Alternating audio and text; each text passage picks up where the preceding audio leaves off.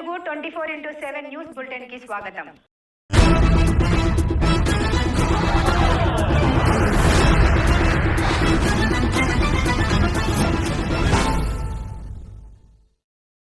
గురువారం జరగబోయే బక్రీదు పండుగను ముస్లిం సహోదరులు అందరూ ప్రశాంతమైన వాతావరణంలో నిర్వహించుకోవాలని బొబ్బిలి డీఎస్పీ ఆర్ గోవిందరావు తెలిపారు.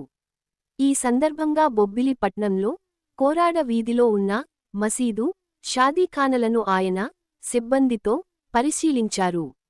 అనంతరం డీఎస్పీ గోవిందరావు మాట్లాడుతూ, రాజ్యాంగంలో మత స్వతంత్ర హక్కును వినియోగించుకుని ముస్లిం సహోదరులందరూ బక్రీద్ పండుగను ప్రశాంతమైన వాతావరణంలో జరుపుకోవాలని, ఎటువంటి విభేదాలు లేకుండా ఐకమత్యంతో మెలగాలని ఆయన అవగాహన కల్పించారు.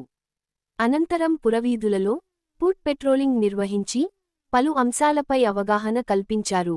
ఈ కార్యక్రమంలో పట్టణ CI Narayana Rao, rural CI Srinivasa Rao, police సిబ్బంది తదితరులు పాల్గొన్నారు.